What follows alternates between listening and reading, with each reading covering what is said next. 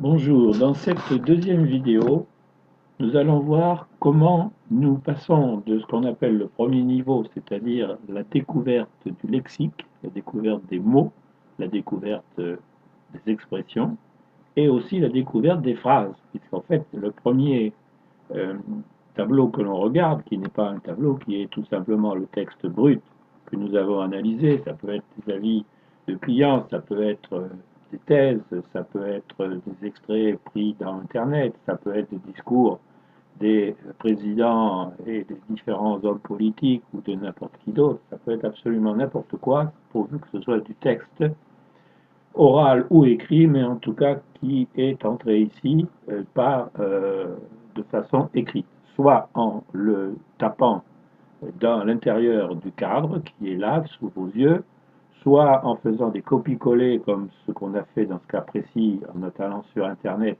sur TripAdvisor, etc., et en faisant des copies-collées des avis des clients, soit en pouvant mettre directement, par exemple, un fichier Excel dans lequel il y a des textes, dans lequel il y a également d'autres éléments que l'on verra un peu plus tard.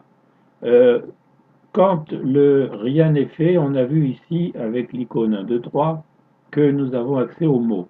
Les thèmes sont ici, il y a les thèmes, et bien sûr, comme l'étude n'a pas été faite, si je clique ici sur thème, comme vous voyez, il n'y a rien du tout, ça n'est pas encore fait. C'est ce qu'on va faire maintenant.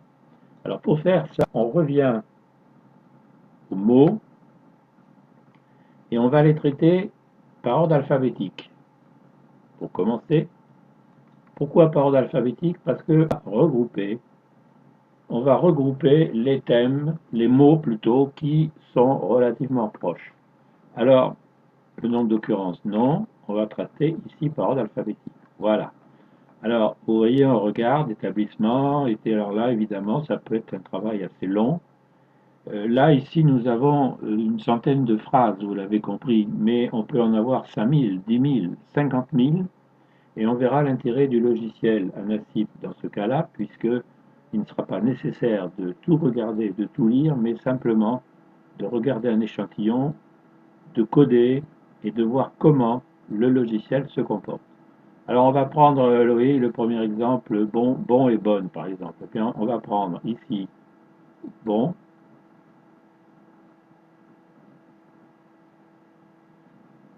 vous voyez, ici il m'a pris bon. On va prendre ensuite, on va prendre ensuite bonne, et je vais considérer que c'est le même mot.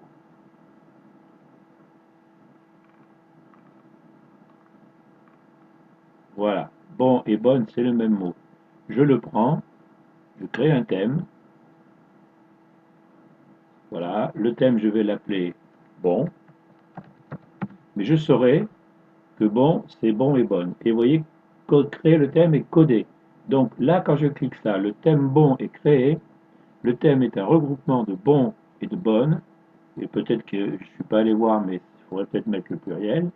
Mais en même temps, je vais coder mes phrases. Donc je clique. Alors, évidemment, ça peut prendre un certain temps. C'est quand même fait de façon automatique. Vous voyez, voilà. Si je vais voir maintenant les thèmes, qu'est-ce qui se passe? Eh bien, vous voyez, j'ai un thème bon qui a été dit 31 fois par regroupement. Si je me trompe, je peux ici vider le thème mais le garder. Je peux le supprimer et je peux modifier l'orthographe si je me suis trompé. Donc pour l'instant, je n'ai qu'un seul thème. Je n'ai qu'un seul thème et ce thème, c'est bon que j'ai fait par regroupement. Je reviens à mon listing et je me dis maintenant, parce que ce qui est important, vous voyez ici, il a noté que, vous voyez les petits ronds rouges là, que bon et bonne sont regroupés et constituent, ici je le retrouve ici, un seul thème. Bon, mais si j'ai lu attentivement, parce qu'il faut quand même lire le texte, Anasip ne vous autorise pas complètement à négliger le texte. Il faut le lire, avoir une idée personnelle, en sachant qu'elle est subjective, en sachant qu'elle n'a pas de grande valeur, et que le rôle du logiciel Anasip, c'est justement de faire une analyse qui est totalement dépourvue d'interprétation. Mais par exemple, je sais que le mot hôtel sera un thème. Voilà.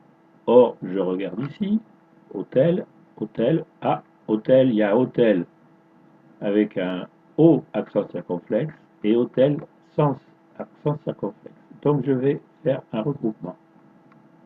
Déjà, je vais faire un regroupement. Voilà.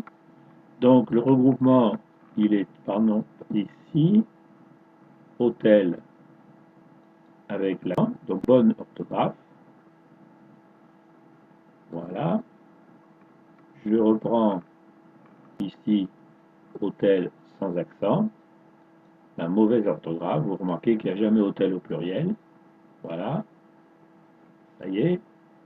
Je note ici que ça, je le mets sous le nom, sous le thème hôtel, et cette fois, je vais faire la bonne orthographe. Bien évidemment, sinon, ça ne servait à rien de faire tout ça.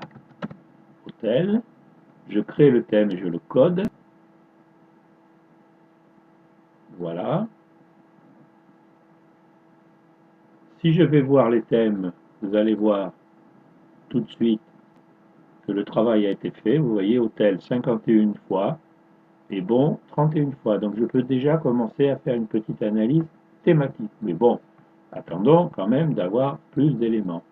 Je voulais simplement vous montrer pour clore cette deuxième vidéo qu'il n'est pas toujours nécessaire de regrouper. Vous pouvez tout simplement prendre par exemple un thème dont vous êtes sûr. Vous voyez par exemple literie. Si vous voulez prendre literie, quoi qu'on peut le regrouper avec lit. Je vais prendre un mauvais exemple, en fait c'est pas important, hein, mais je vais prendre par exemple restaurant, voilà. Je prends le thème restaurant, vous voyez, ici je clique les phrases pour bien vérifier. Si vous avez du temps, prenez du temps, hein, surtout au début. Après, l'ordinateur va se charger, un natif va se charger du boulot, mais au début, vous devez être vigilant à ce que vous faites. Il ne faut pas coder n'importe quoi de façon inutile. Mais j'ai vu, bon, je vais prendre parking. Parking, je suis sûr qu'à lui tout seul, il peut constituer un thème. Vous voyez? Voilà. Alors, je prends parking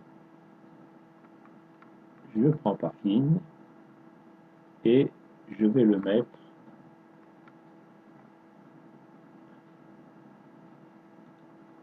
ici.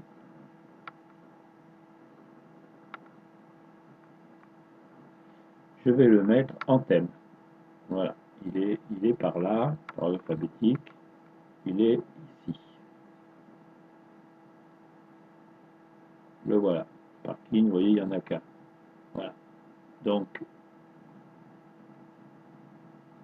je crée le thème parking. Et vous voyez, là, ça n'est pas un regroupement. Mais je clique sur parking ici. Voilà. J'ai créé le thème parking. Et je l'ai regroupé. Bon, apparemment, il ne le mentionne pas puisqu'il n'y a pas de regroupement. Donc, je vais vérifier que le thème parking a été créé. Sinon, ça sera embêtant. Il faudrait que je recommence la vidéo. Vous voyez, voilà, parking est ici avec 18. 18 occurrences, c'est-à-dire que ça a été dit 18 fois.